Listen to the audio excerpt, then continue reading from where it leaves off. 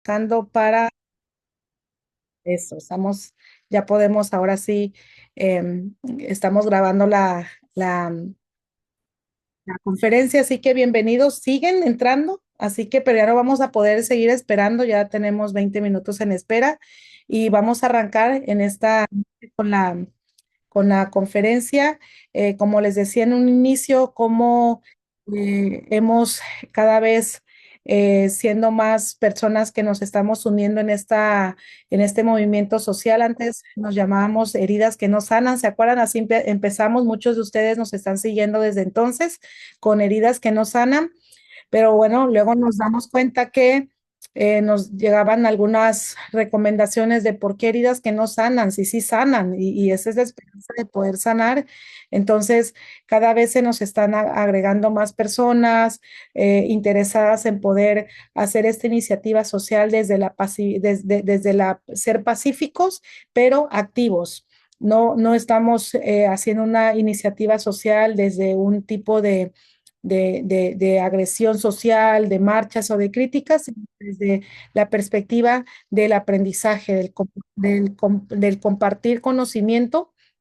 Y para nosotros eso es fundamental, cómo derribamos una situación que afecta en las nuevas generaciones, bueno, a través de conocimiento, para que las nuevas generaciones puedan tener un conocimiento con un bagaje de información correcto, no incorrecto de lo que se está manejando hoy en día, sino que cada vez podamos tener esa información correcta, concreta en este tema de la vulnerabilidad de lo que es el abuso sexual infantil, que es más recurrente. Hoy estamos viviendo un fenómeno y yo estoy muy sensible en este aspecto porque últimamente en nuestra localidad hemos recibido muchas denuncias o noticias de niños siendo abusados, pero un fenómeno. Los agresores no son tanto adultos como niños. O sea, los niños están abusando de niños. Cada vez los agresores están bajando del rango de edad. Antes podríamos pensar que un agresor es una persona adulta, pero estamos viviendo una agresión de adolescentes hacia otros adolescentes, de niños hacia otros niños, de jóvenes hacia otros jóvenes. ¿Qué está pasando? Algo está sucediendo en nuestra sociedad. Y esta semana pasada yo reflexionaba con respecto a eso. No puede ser que haya tantas situaciones devastadoras de niños abusando de niños, de niñas autolesionándose, de niñas autoagrediéndose. ¿Qué está pasando? Nos debe de despertar en una alerta de algo está pasando en nuestra sociedad. Entonces no podemos nosotros minimizar lo que estamos pasando, lo que se está viviendo, esos fenómenos, muchísimas denuncias de las que se logran denunciar, pero hoy vamos a hablar sobre algunas estadísticas que nos van a dejar tal vez fríos en lo que está pasando, pero gracias a Dios que cada vez hay personas que se interesan no por un interés egocéntrico de recibir algún tipo de gratificación, sino que estamos aquí porque lo que queremos hacer es ese movimiento social, donde podamos nosotros replicar información, replicar el conocimiento que tenemos y cada uno de nosotros, yo visualizo más de 200 miembros en el grupo de WhatsApp y de verdad yo sueño con que esos 200 miembros que pertenecen al grupo de WhatsApp puedan ser replicadores y puedan ser agentes de prevención desde cualquier esfera. Y ya estamos viendo que no tan solo tenemos presencia en toda la República Mexicana, sino parte de Estados Unidos y de Canadá. Así que los que nos están escuchando de Canadá y de Estados Unidos y de todo México, allá tenemos que ir y ser agentes de sensibilización. No podemos normalizar estos temas de abuso sexual infantil. Como les decía, dentro de la práctica terapéutica nos damos cuenta que trastornos que hoy estamos enfrentando como terapeutas o tratando como terapeutas, al hacer el historial clínico para poder entender mejor a nuestro paciente, nos encontramos con quebranto sexual, abuso sexual infantil y que mucha gente ni siquiera percibe que el resultado de un pareciera un juego, algo que pasó hace mucho tiempo, que guardó silencio y que no ha trabajado para procesarlo, es el resultado el resultado tiene como consecuencias de las decisiones que está tomando con respecto a su vida, con respecto a su sexualidad. Y sabe, ningún acto sexual que en base a la libertad, que digamos, es que yo hago con mi cuerpo lo que quiero, es que yo decido qué hacer con la parte íntima de mi ser, cómo tomo decisiones con respecto a, a mi sexualidad. Si estas decisiones dejan como consecuencia vacíos, porque son solamente pequeños dosis de placer, pero que después de esto deja vacío en el corazón y deja un deterioro en la salud mental, no puede ser algo que digas está basado en la libertad. Si las decisiones y la manera de llevar nuestra intimidad, nuestra vida sexual, nos lleva a una plenitud, entonces estamos en base a una libertad y a una plenitud saludable. Pero el, el termómetro para medir las decisiones que estamos tomando, si son resultado de quebrantos sexuales o no, es la sensación de vacío, la sensación de soledad después de las decisiones que tomamos con respecto a nuestra sexualidad. ¿Vale? Entonces, cuando nosotros sensibilizamos a la sociedad de que el tema de nuestro psicodesarrollo o nuestro desarrollo psicosexual es importantísimo, como lo dijo Jean Piaget en su teoría del desarrollo psicosexual. Si tomamos en serio estas áreas de nuestra vida, más que como si fuera es una parte de placer y punto, no, es algo que va a permitirnos formar la personalidad. Nos los dice la ciencia, nos los dice la historia y nos los dice la Biblia misma.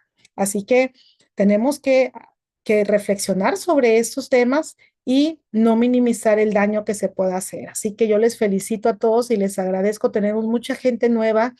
Eh, Hoy de diferentes países, lugares de fuera de México y también desde el norte hasta el sur y en el centro de la República tenemos representación. Así que muchas gracias y valoramos mucho el que ustedes estén conectados. Vamos entonces a entrar ya en materia. Les decía que esta labor que hemos estado haciendo, atendiendo casos, nos hemos permitido tener ciertas personas que yo sé que Dios va poniendo en nuestro camino para poder hacernos más fuertes y unirnos en esta labor. Y yo hoy quiero presentarles, bueno, ya en la ocasión anterior estuvo con nosotros psicólogo Isaí, ¿ya estás por ahí, Isaí? Isaí Carreto, Mario Isaí Carreto. Él ha estado em, especializándose en esta área de abuso sexual infantil. Em, Él es psicólogo general, pero tiene especialidad en el área de educación especial y trabaja con puros niños autistas en el tema del TEA, del trastorno de espectro autista, pero enfocado a niños. Y él se ha certificado en psicología forense y es perito en psicología para detectar abuso sexual infantil y está estudiando diplomados y maestría. Yo no sé más qué tanto estás estudiando, Isaí, pero yo cada vez lo veo preparándose más en este tema y siempre que lo escuchamos nos trae información nueva. Entonces yo le digo, yo quiero escucharte a ti, quiero que te escuchen a ti, así que hoy le vamos a dejar el espacio a él para que él nos disierte con este tema de los daños que causa el quebranto sexual. Así que, Isaí, adelante.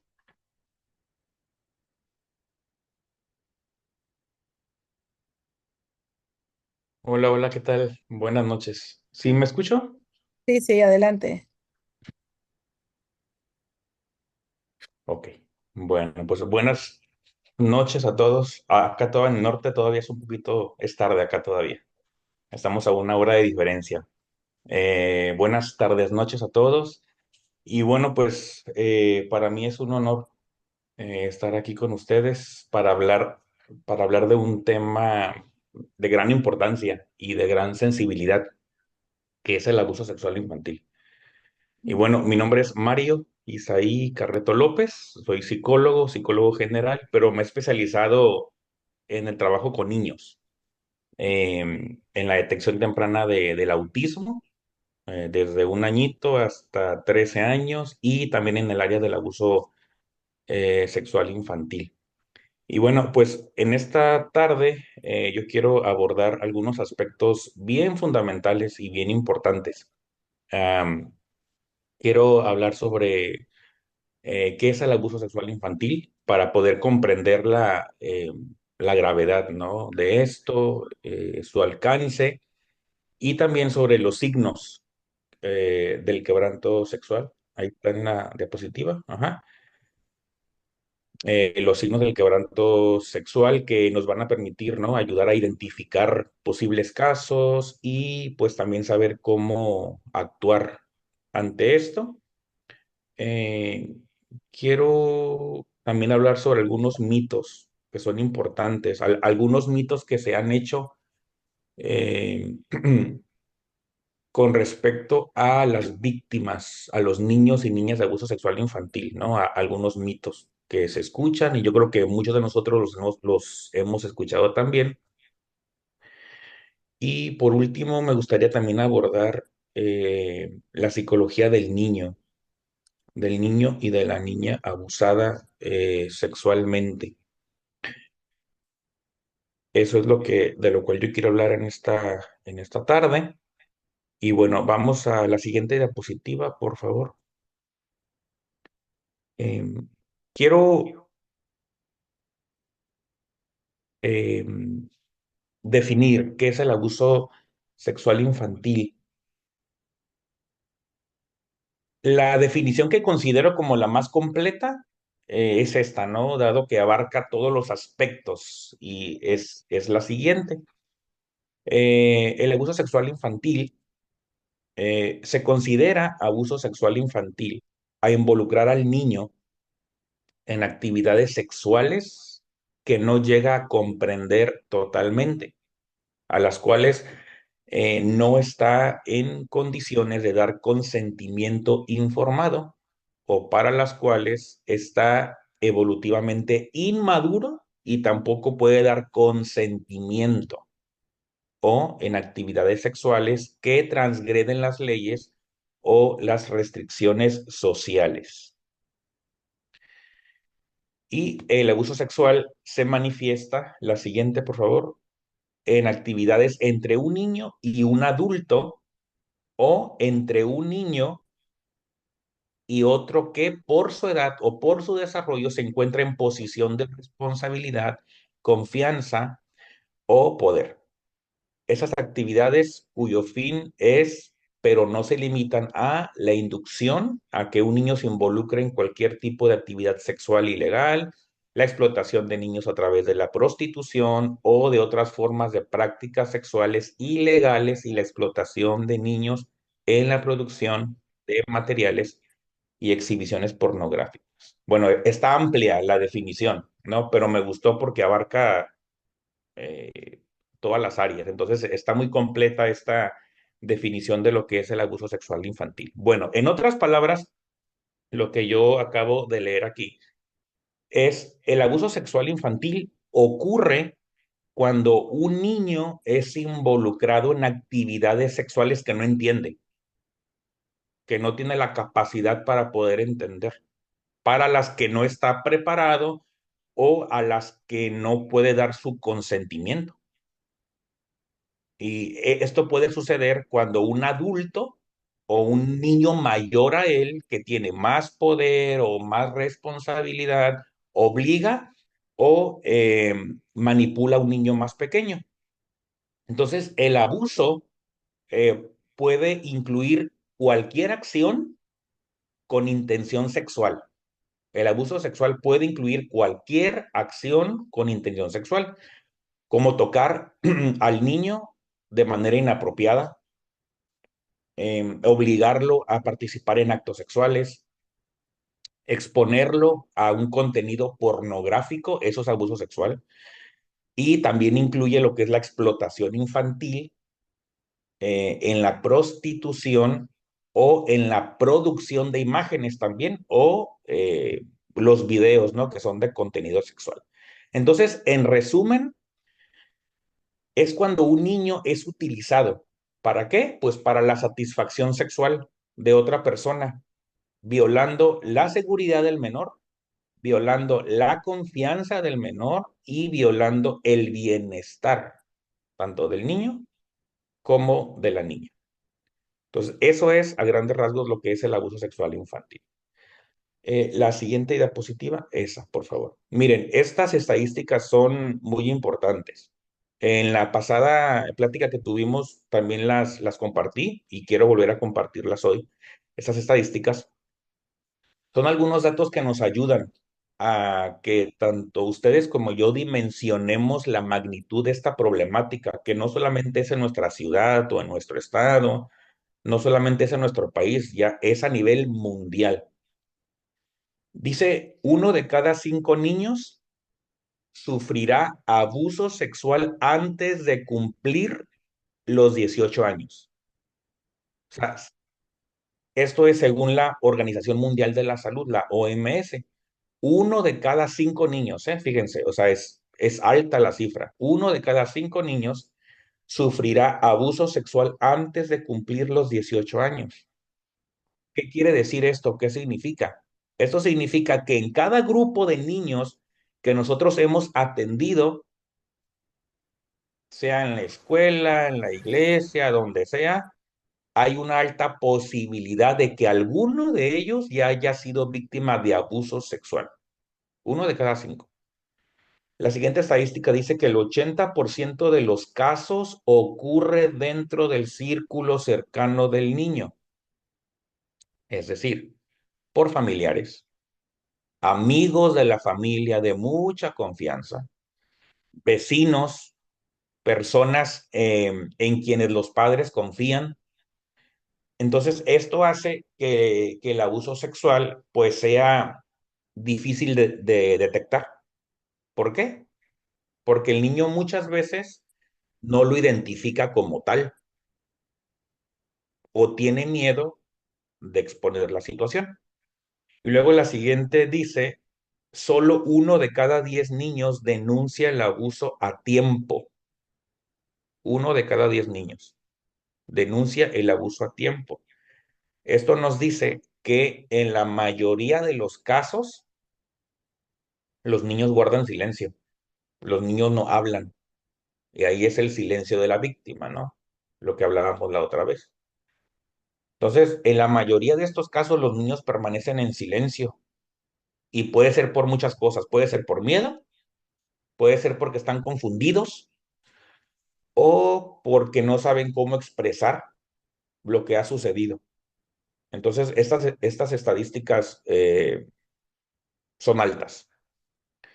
Estos números son alarmantes que nos da la OMS.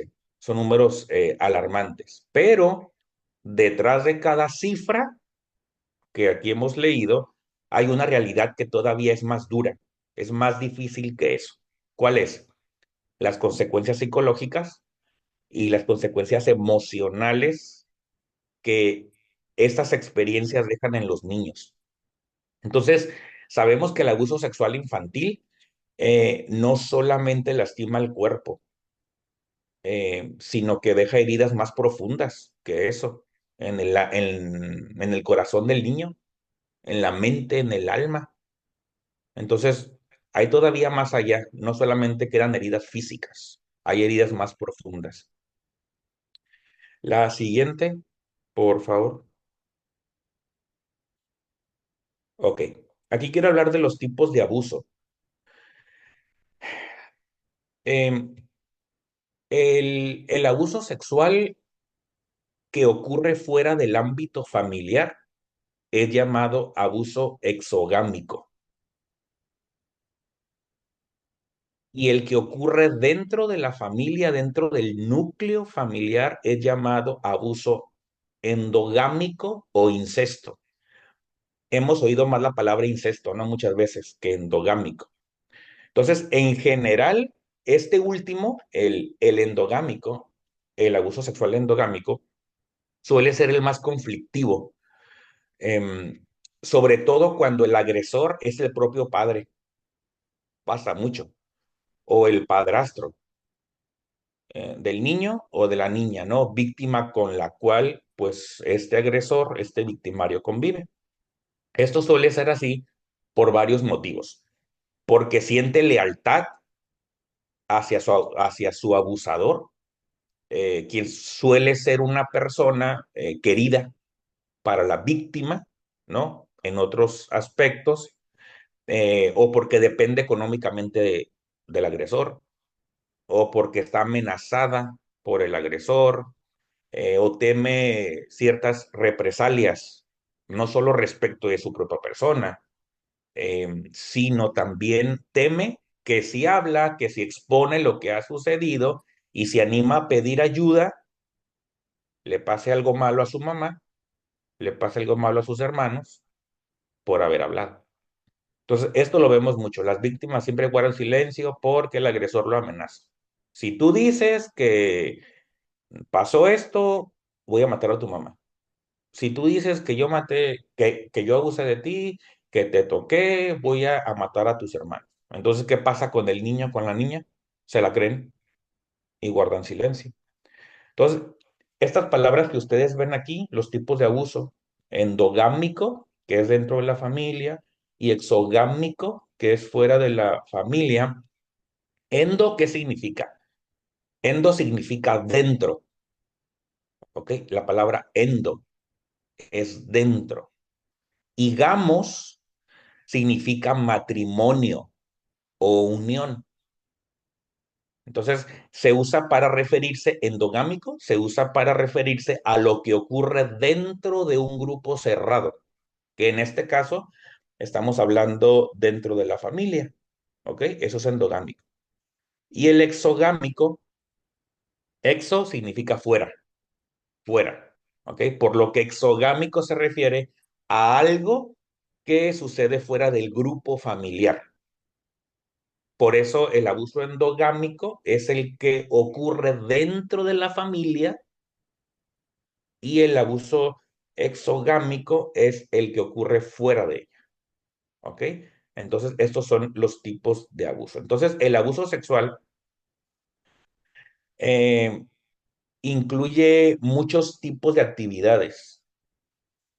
La violación, los manoseos, la masturbación delante de la víctima, la penetración con objetos o con dedos, lo que es también el contacto bucogenital, el presenciar actividades sexuales, el voyerismo también, el fotografiar a niños para cierta actividad, el exhibicionismo, la exhibición de material pornográfico también, el dejar material pornográfico al alcance de los niños, eso es abuso sexual infantil.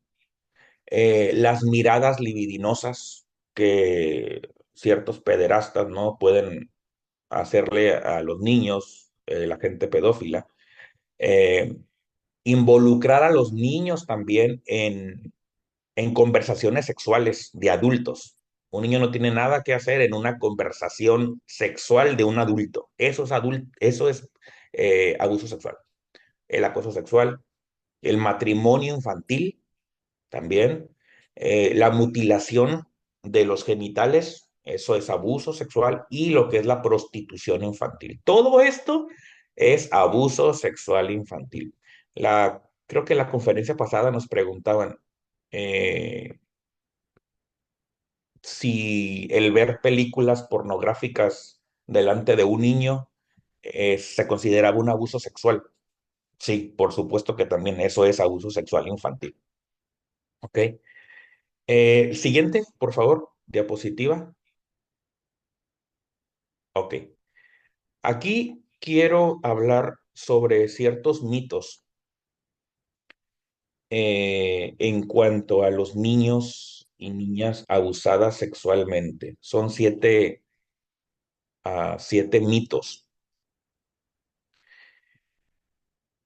Miren, si normalmente entender a un niño es algo complicado, es algo difícil a veces, entender a un niño o a una niña que ha sido víctima de abuso sexual suele ser mucho más complicado. Entonces, hay muchos mitos en cuanto a las personitas que han sido víctimas de abuso sexual infantil. Entonces, el primer mito que hay sobre esto es, a mis hijos nunca, a mis hijos nunca. Yo creo que ese es el mayor de los mitos. Ninguno de nosotros, nadie en el planeta Tierra está exento de la posibilidad de que uno de nuestros hijos o nuestros sobrinos o sobrinas puedan sufrir un abuso. Nadie está exento de esto.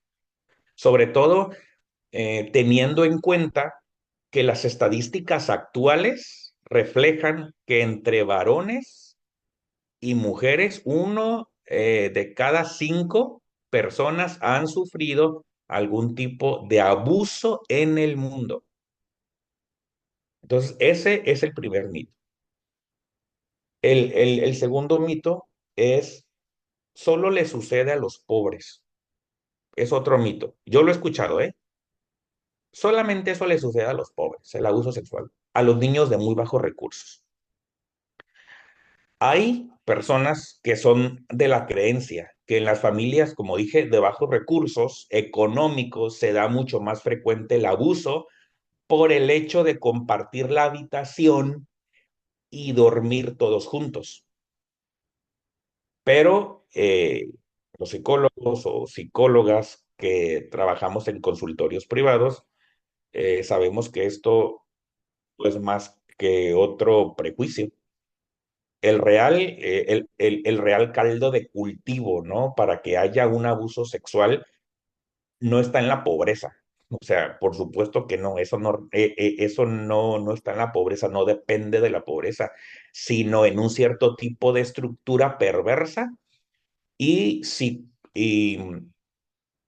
psicopática, ya sea de parte del abusador o de la abusadora, de la familia o de la sociedad. ¿Ok? El tercer abuso dice, el abusador tiene cara de loco o tiene cara de loca. Mira, ese, ¿no?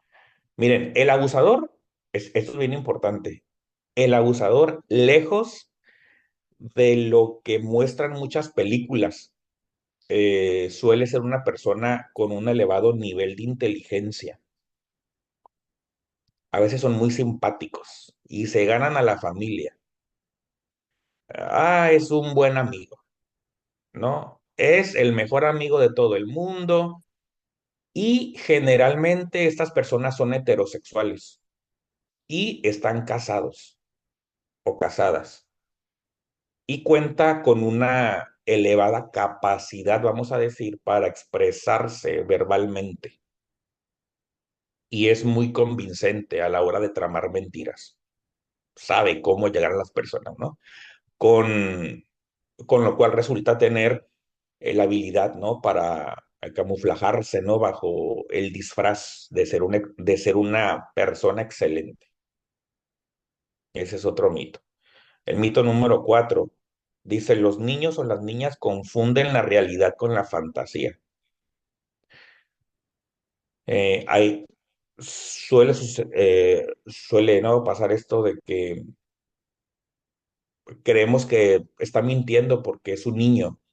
Y miren, si bien, pues la fantasía caracteriza los juegos de los niños o de las niñas. Entonces, eh, es, es una característica, ¿no? La fantasía viene a caracterizar los juegos de los niños o de las niñas. Entonces, ningún niño que sea capaz de entrar y salir de los roles con los que se identifica a la hora de jugar, puede ser capaz de fantasear con la posibilidad de ser violado. Entonces, eso no está en la mente de los niños, no está en su mente, a menos que haya sido pues una víctima y se haya invadido por el terror de ser nuevamente abusado. El mito número 5 dice, los niños abusados son raros o raras. Muchos niños o muchas niñas que son víctimas son vistos como raros por el hecho de que a raíz de sus secuelas traumáticas terminan con una variedad de sintomatología que va desde las autoagresiones, drogadicción, promiscuidad, obesidad, etcétera, etcétera, hasta llegar incluso a la esquizofrenia. ¿Ok? Mito número 6 dice, a los niños abusados les gusta.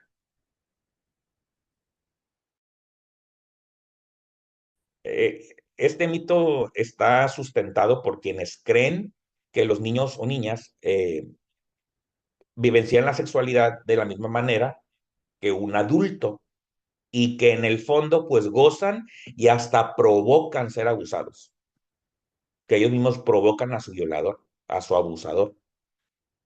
Ahora, si bien es verdad que la sexualidad es algo innato al ser humano, y que todos los niños o niñas nacen con ella, ellos aún no se encuentran preparados emocionalmente para esto, ni neurológica ni psíquicamente para tramitar las enormes dosis de energía sexual que un adulto los pudiera invadir. ¿Ok? El mito 7 dice, las madres de los niños o niñas abusados son víctimas. Las madres de los niños y de las niñas abusadas son víctimas. Perdón, cómplices. No, es cómplice. Eh, es un mito. Generalizan, ¿no? Que la mamá de un niño que fue abusado es víctima, es cómplice de lo que ha sucedido. Y este es otro de los mitos más difundidos en la sociedad, ¿eh? Sobre todo en los casos de incesto. Suele darse por sentado que si el niño fue abusado dentro de la casa familiar, cercano o donde se hallaba su madre, ella debió darse cuenta y aún así lo permitió, dice, ¿no? Entonces, la realidad indica que esto no es así. Por supuesto que no, al menos en la mayoría de los casos. Pudiera eh, su, suceder esto, sí, y lo hemos escuchado en las noticias, ¿no? A veces sí hay madres que son cómplices, pero no todas son cómplices de esto, ¿ok? Entonces, en este punto se hace necesario recordar que en una de las principales características del abusador de niños o de niñas es la gran capacidad que tienen para mentir y para actuar el rol del mejor marido, el rol del mejor abuelo, el rol del mejor tío que estos niños tienen para poder llegar a su víctima. Entonces, esos son algunos mitos. Hay más mitos, pero solamente quise poner estos.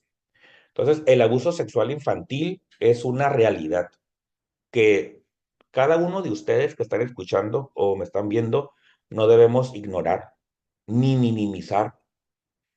em, Ni perder ese sentido de esa capacidad de asombro ante esto. Más allá de los mitos y creencias erróneas que rodean este tema, lo cierto es que muchos niños sufren en silencio, debido al miedo, debido a la vergüenza, debido a la falta de credibilidad que ellos reciben. Entonces, como sociedad, ustedes y yo tenemos la responsabilidad de informarnos, porque tristemente esto sigue siendo un tabú, hablar sobre este tema y es algo tan importante el día de hoy. Tenemos que quitar o derribar todo prejuicio que hay en contra de esto y tenemos que actuar con empatía y con determinación para proteger a la infancia, la inocencia de los niños. Entonces, no se trata, escuchen bien, no se trata solamente de identificar casos de abuso. A ver, aquello, no. No solamente se trata de identificar al niño, a la niña que fue abusado, sino de crear entornos que sean seguros donde los niños se sientan escuchados y no nomás escuchados, sino que se sientan respaldados. ¿Ok? Entonces, la prevención comienza con la educación, la prevención. Comienza con la educación y el compromiso de todos. Entonces, solo de esa forma, solamente así podremos romper el silencio. Vamos a poder romper el silencio y garantizar que cada niño crezca en un ambiente de respeto y en un ambiente donde hay seguridad. Siguiente, por favor.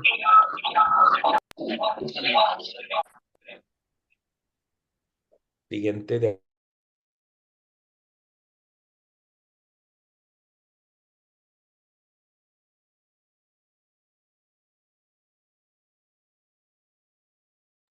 Perdón. Siguiente diapositiva, por favor.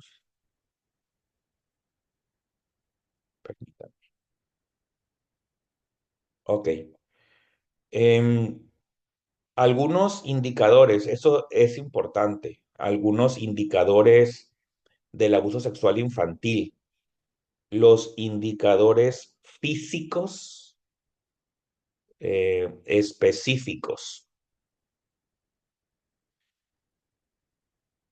Los indicadores físicos específicos de una víctima de abuso sexual son lesiones en la zona genital, lesiones en la zona anal, presencia de semen, infecciones en los genitales, enfermedades de transmisión sexual, ETS, sangrado, ya sea por vagina o por ano, dilatación de lo que del himen, inflamación, hinchazón o lesiones por rascado en los genitales, lo que es la mucosa genital, perdón, vaginal, infecciones urinarias y lo que es el embarazo. Esto es lo que son los indicadores físicos específicos, ¿ok? De un abuso. La siguiente, por favor. Ok, los indicadores físicos inespecíficos. Ahora son los inespecíficos. Están las enfermedades psicosomáticas, ¿no? Que son síntomas físicos sin causa médica aparente, como dolores de cabeza, puede ser la fatiga, fatiga crónica, problemas respiratorios, dolores abdominales recurrentes. eh, Puede ser una manifestación de estrés, ansiedad o un abuso emocional o físico, ¿no? Por lo que ese niño, pues, ha pasado. Obesidad. Algunos niños vienen a desarrollar, después de un abuso, trastornos de la alimentación como mecanismos de afrontamiento ante el abuso. Entonces, así como muchas veces yo digo en pláticas, ¿no? Que tenemos que tener una escucha activa, también tenemos que ser muy observadores en todo esto y más con los niños.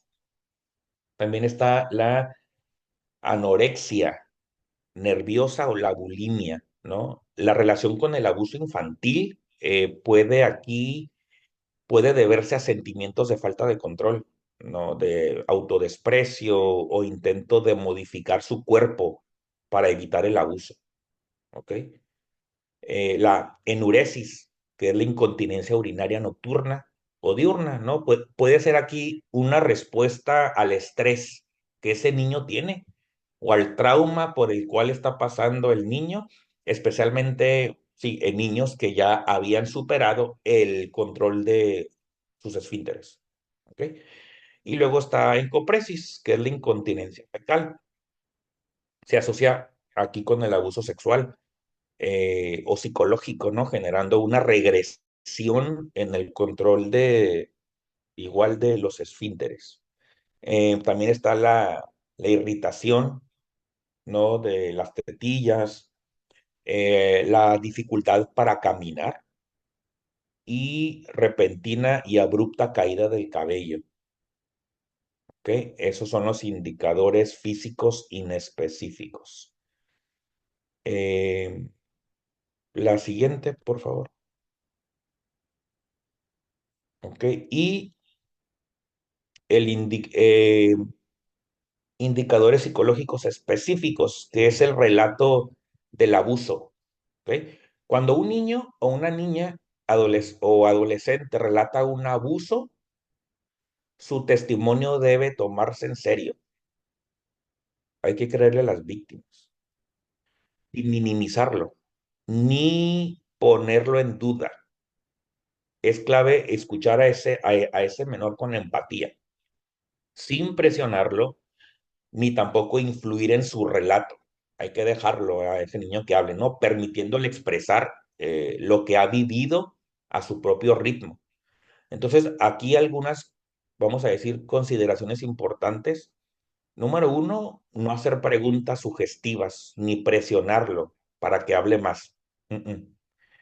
Eh, Tenemos que validar las emociones del menor y asegurarle que él no tuvo la culpa de lo que pasó. Él no es el culpable.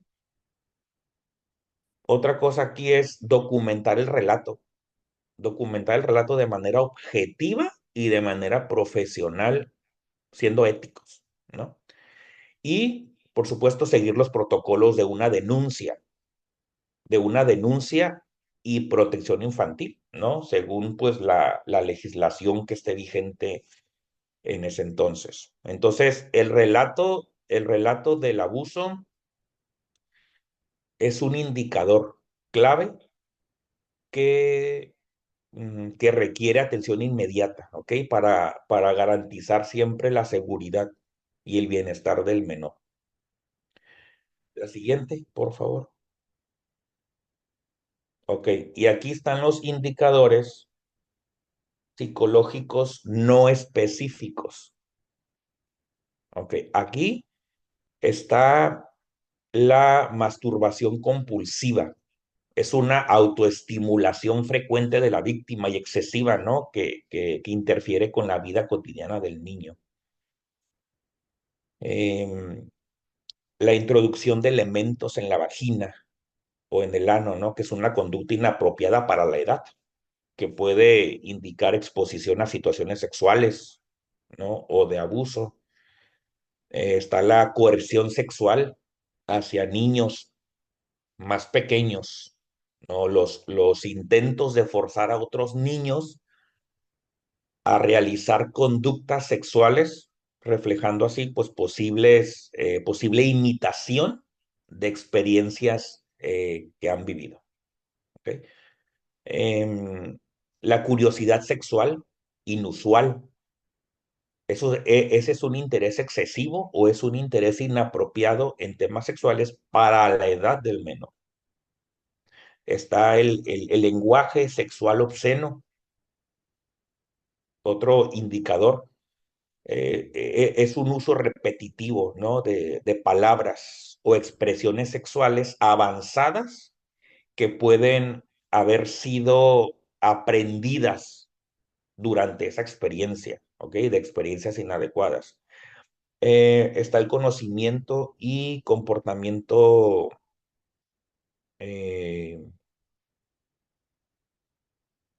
y comportamiento sexual raro o inusual.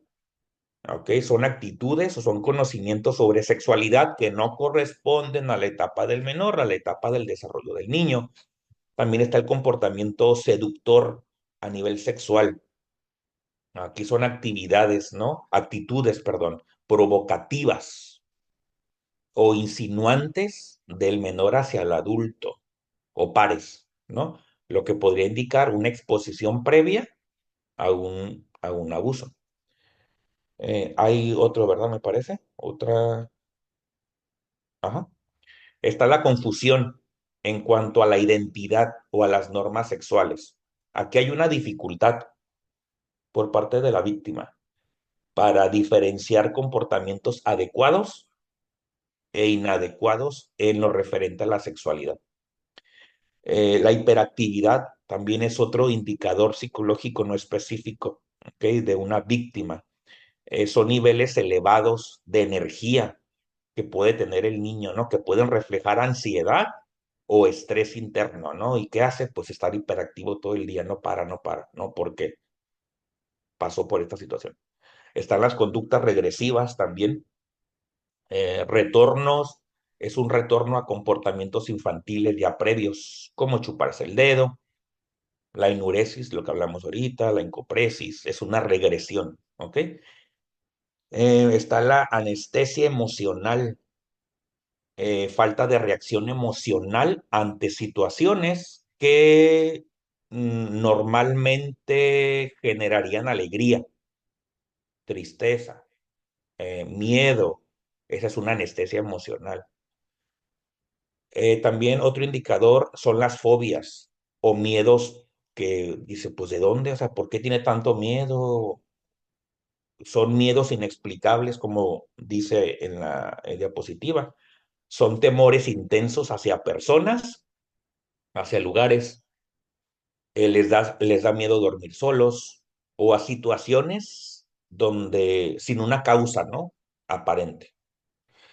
Y están los dibujos, dice, dibujos de naturaleza sexual. Aquí son representaciones gráficas, ¿no? Con contenido sexual. Por ejemplo, yo a veces lo que hago con los niños es el dibujo libre. Ese me gusta mucho más que el HTP o que otros test. El dibujo libre. El niño exprese, ¿no? Colores, lápices y él empieza a dibujar. Entonces, a veces las representaciones gráficas con contenido sexual inusual para la edad del niño. Ellos hacen dibujos y uno puede ser un indicador, ¿ok? La depresión es estado de ánimo triste. Hay una falta, ¿no? Falta de interés en actividades, hay un aislamiento social, posibles cambios en el apetito o en el sueño. Y la relación entre un niño, un menor de edad, y un adulto significativo, dice de tipo oculto. Aquí hay un vínculo secreto con un adulto. O sea, el menor tiene un vínculo, una relación secreta con un adulto. ¿Qué tiene que hacer un niño con un adulto? Nada, ¿no? Entonces, ese es un vínculo secreto con un adulto, no con interacciones que pueden ser inadecuadas o sospechosas. Entonces, estos son los psicológicos no específicos. Ok, la psicología del niño abusado. Esto también es algo muy importante, la psicología del niño. ¿De de qué es esto, no? La psicología del niño. Es,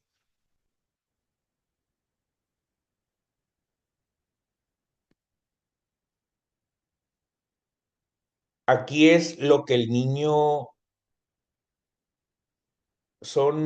me parece, no alcanzo a verla. Bueno, son más de 10 me parece. Ok, la psicología del niño o de la niña abusado. El número uno dice el pacto del silencio. Miren, los abusadores siempre implementan diversas estrategias, como lo dije al principio, como las amenazas abiertas o sublimares, ¿no? Por ejemplo, para mantener al niño o la niña sumido en un pacto de silencio, que el niño no hable. Entonces, así es como ellos permanecen eh, herméticos, ¿no? Y con terror a hablar durante o incluso lo que pueden llegar a ser, lo que pueden llegar a ser años. Entonces, eso es el pacto del silencio. ¿Cuál es la psicología del niño abusado? El secreto. El niño aquí suele guardar el secreto del abuso por varias razones. Porque tiene miedo a que no le crea la mamá o el papá. Por temor a la venganza de su abusador, de que lo asesine a él o a alguno de sus seres queridos, como a su mamá, sus hermanitos, ¿no? O por sentirse avergonzado también o humillado. Y luego el tercer punto de la psicología del niño abusado, víctimas y salvadores de la familia. ¿Qué es eso? Víctimas y salvadores de la familia. El niño o la niña víctima muchas veces se termina ubicando en el rol de salvar a su familia. Desde su estructura mental dañada por el trauma, el niño o la niña llega a creer que si no dice nada y permite que su agresor la siga usando, la siga abusando, explotando, pues el abusador dejará de ser agresivo para con su mamá o para con ella o para con aquella persona que más ama. Y así la familia seguirá unida. ¿Ok? Y luego dice los sacrificados y los pseudo privilegiados. Los niños abusados, paradójicamente, suelen recibir favores por parte de su agresor.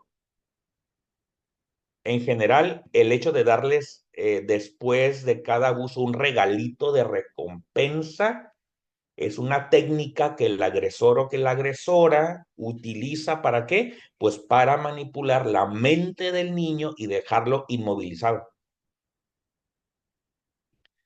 Entonces, dejarlo en un estado de perplejidad. Y así el niño víctima queda atrapado en un sentimiento de amor y odio hacia el abusador, lo cual lo hace sentir culpable y pues le impide que esta víctima busque ayuda. Y luego está el pánico. El niño abusado vive en un permanente estado de pánico, no solo a ser abusado nuevamente, o sea, no solamente es eso, sino además a la posibilidad de ser asesinado. Es el pánico que tienen. Entonces, muchas veces, debido a ciertos mecanismos mentales defensivos, el niño reprime esta emoción por ser displacentera. No obstante, de no hacer un tratamiento adecuado, ¿no? En algún momento de su vida puede llegar a emerger bajo la forma de ataques de pánico, ¿no? Sin aparente explicación. Y luego está la vergüenza también. Aquí la vergüenza es un sentimiento que no suele ser evaluado a la hora de pretender que el niño o la niña hable del abuso. Todos los temas relacionados con la sexualidad explícita y la invasión de los límites, ¿no? Y de intimidad de su cuerpo y también de su alma. Al niño le provocan mucha vergüenza, nervios, inseguridades, ¿ok? Y luego está la culpa. Aquí el niño abusado siempre se siente responsable del abuso se sienten culpables. Es que yo fui el responsable de que abusara de mí. Su agresor siempre se va a encargar de eso, de hacerlo sentir el responsable, de hacer sentir que fue el niño, que fue la niña quien en definitiva provocó al victimario. Es que tú me provocaste, ¿no? Y lo he escuchado, es que cuando yo trabajé en DIF, me tocó trabajar en muchos casos, ¿no? De esta índole, en el que el abusador decía, es que me provocó, y se lo decía, ¿no? Tú me provocaste, te vestías muy sensual, esa faldita que tú tenías, tú me provocabas. Una niña de 8 años. Entonces, esa es la culpa. Está la humillación también. Otra de las tácticas de las que el abusador se vale para silenciar a su víctima es humillándolo y haciéndolo creer que no vale nada, que la víctima, que el niño no vale nada. Entonces, así el niño llega a sentirse, ¿no? Con tan baja autoestima que piensa que si cuenta lo que ha sucedido o lo que le sucedió, pues nadie le va a creer. La resignación también. Aquí los niños suelen darnos muchas señales de que están sufriendo un abuso sexual. Entonces aquí, sin embargo, por distintos motivos, pues no solemos verlas, ni nos damos cuenta, ¿no? De lo que ha pasado. Entonces, así es como ellos llegan a creer que nunca más podrán liberarse de su opresor, que no va a haber salida o que no va a haber solución, y terminan por resignarse, ¿no? Por no rebelarse, entonces se resignan porque tienen eso en mente de que nunca podrán librarse. Y luego está la lealtad hacia el abusador. Las estadísticas indican que la mayoría de las veces quien abusa del niño o quien abusa de la niña es alguien de su entorno más íntimo. Y eso está comprobadísimo. Las estadísticas dicen la verdad, ¿no? Que la mayoría de las veces quien abusa de un niño o de una niña es alguien cercano, es alguien de su entorno más íntimo, como un pariente cercano, a su propio papá, a su propia mamá, aunque en muchísimos menor porcentaje, ¿no? Entonces, el abusador o la abusadora casi siempre es alguien quien previo al abuso se ganó la confianza, se ganó el cariño del niño. ¿Y qué pasa? Juega un rol de héroe, ¿no? Con él o con ella, haciéndole sentir especial.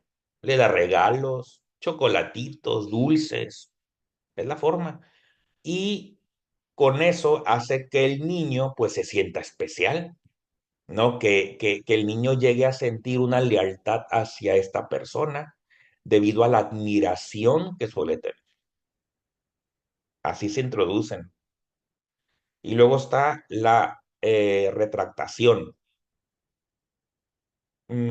Es común o es muy común ver que los niños o que las niñas que pudieron romper el pacto de silencio y pedir ayuda, luego se retractan, ¿no? Y niegan lo sucedido. Y esto es común. Lo dicen, pero, no, no, no, no, no sucedió. Se retractan. Entonces, esto se debe a que, aquí hay muchas razones. El miedo a la venganza del abusador, la vergüenza, el sentir que nadie la va a creer. Y luego está la disociación. Aquí la disociación es un mecanismo mental em, que los niños activan para defenderse de los recuerdos, esos recuerdos que los atormentan, ¿no? Que invaden su mente tras el abuso. Y a través de este mecanismo, ¿qué pasa? Las víctimas encapsulan sus emociones perturbadoras y llegan a comportarse de manera muy automatizada, ¿no? Y es por eso que muchos de los niños o de las niñas abusadas parecía que parece, ¿no? Que tienen una doble personalidad, porque por un lado sufren, ¿no? Se les ve sufrir horrores, ¿no? Frente al trauma, mientras que por otro lado se observan reír, se les ve reír, se les ve jugar en una fiesta de cumpleaños, ¿no? Junto a su propio abusador. Entonces, eh, esto es la psicología del niño abusado.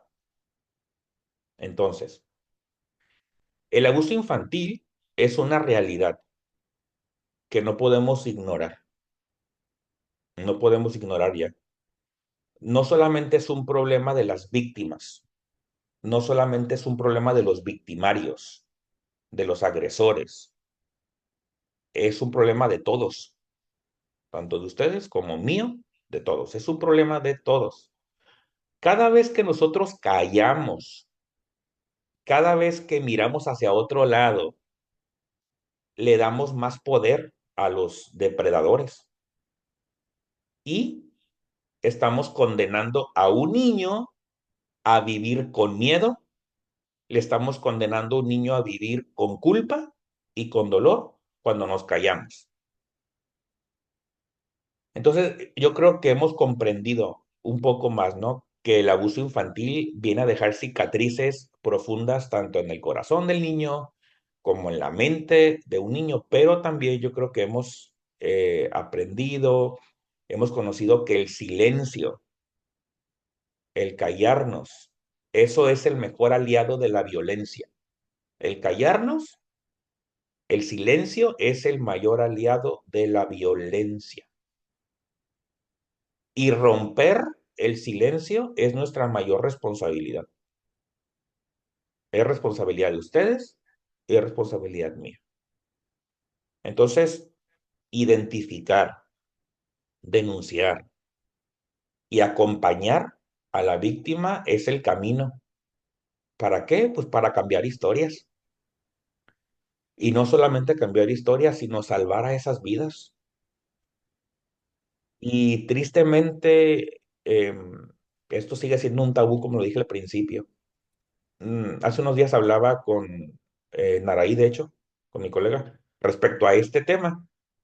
Estábamos hablando de que no es posible que, al menos en México, ninguna facultad, ni de teología, en educación, eh, no hay materias de abuso sexual infantil. En la currícula de materias no se da esto. ¿Por qué será? Muchos siguen callándolo. No les interesa el tema, lo minimizan o no sé. Entonces nosotros no podemos retroceder en el tiempo. No podemos retroceder en el tiempo para evitar lo que ya ha sucedido, pero sí podemos actuar el día de hoy para prevenirlo en un futuro. Cada uno de nosotros tiene un papel en esta lucha, porque es una lucha y las cifras cada vez crecen más. No se trata solamente de sentir tristeza, coraje, indignación, como ahorita, sin mencionar nombres, ¿no? Escuchamos de un político, lo están defendiendo a capa y espada porque se dice que abusó, ya saben de quién estoy hablando, ¿no? Eh, Sé que no hay pruebas, dicen ellos, pero eso es parte de. Entonces es tiempo de comprometernos a ser parte de una solución hoy en día. Entonces, el abuso infantil no debe ser un tema incómodo. Jamás el abuso sexual infantil no debe ser un tema incómodo del que se hable en susurros. O sea, no. Debe ser una causa que nos mueva a actuar, a movernos, a movernos. No podemos ya callar esto, porque detrás de cada estadística, detrás de cada número, hay una vida, hay un niño inocente, hay un futuro. Y de cada uno de nosotros depende protegerlo. Entonces, tenemos que tomar acción sobre este tema tan importante como lo es el abuso sexual infantil. Entonces, esto es lo que pues preparé, lo que quise compartir con ustedes y pues sin más, muchas gracias. Gracias, gracias, Isaí. Uf, nos deja con ese desafío, ¿no? Cuando se refería a que no hay material, no es que no se toquen los temas en las instituciones, sí pasan temas, temáticas, pero no hay una materia como tal exclusiva, a eso se refería, porque en algunos institutos o en algunas especialidades sí se toca como tema el abuso sexual, pero lo que refería Isaí es materias que vengan específicamente como las patologías que expliquen acerca de este mal que está abarcando a toda la sociedad. Bueno, pues gracias, Isaí.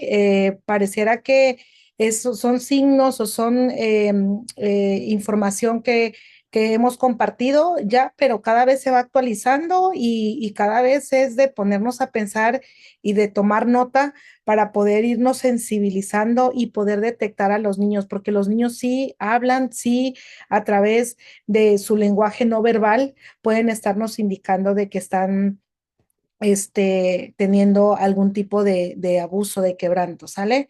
Entonces hay una pregunta aquí que nos hacen si al niño se le puede abusar en el vientre. Am, Cuando hablamos de abuso, sí hay un tema que se habla acerca de el abuso fetal, pero que se habla emocionalmente o inclusive físicamente en cuanto a agresión hacia la madre, pero en la agresión sexual no hay como tal ya escuchamos la, el concepto de lo que es abuso sexual, que es una interacción de un abusador hacia un menor. Entonces, en el vientre de una madre no puede haber esa interacción de parte de un agresor. Espero que sea, que quede claro esa parte de que cuando hablamos de interacciones, cuando pueden tomar al niño, cosifican el cuerpo para obtener cierto nivel de placer. Em, no sé si todas las preguntas se contestaron, pero fue la única pregunta, algunos comentarios, con respecto a, bueno, aquí nos dicen prevención y educación siguen siendo desafíos de educadores, claro que sí. Materias y soluciones aún siguen haciendo falta la educación. Estamos hablando del ámbito tanto cristiano también como profesional. Em, Nos hace falta mucho hablar de esos temas y como decíamos, no podemos hacer incómodo este tema. Tenemos que hablar cada vez más seguirnos uniendo. Así que muchas gracias a los que están conectados. Realmente ya son las 9:30 en la hora de Centro de México y sé que es un día de semana donde vamos a trabajar, vamos a seguir con nuestras actividades, así que no les queremos quitar más tiempo. Muchas gracias. Si alguien no se ha integrado al grupo de WhatsApp, lo puede seguir haciendo, nos puede escribir a las redes sociales para poderlo ingresar en este grupo de WhatsApp. Vamos a estar dando más información sobre estos temas. También, si alguien quiere compartirnos en algún momento algo de su experiencia o de su trabajo que ya está haciendo con los chicos o quiere escuchar algunas estrategias que se pueden implementar desde las áreas de influencia que ustedes tienen, escuelas, iglesias, familia, puestos de gobierno, adelante. Vi muchos funcionarios conectados, qué bueno que se conectaron, maestros también conectados. Esto tiene que ir apuntando hacia una sensibilización y de tener, como decís ahí, es una lucha y que todos tenemos que participar de esa lucha. El hecho de que ya estemos aquí haciendo esas iniciativas, estamos ya haciendo algo y no quedarnos con los brazos cruzados. Bueno, lo demás son muchas gracias y muchas felicitaciones para Isaí. Gracias a todos los que se conectaron. Bueno, estamos en contacto y que pasen buenas noches y nos estamos saludando.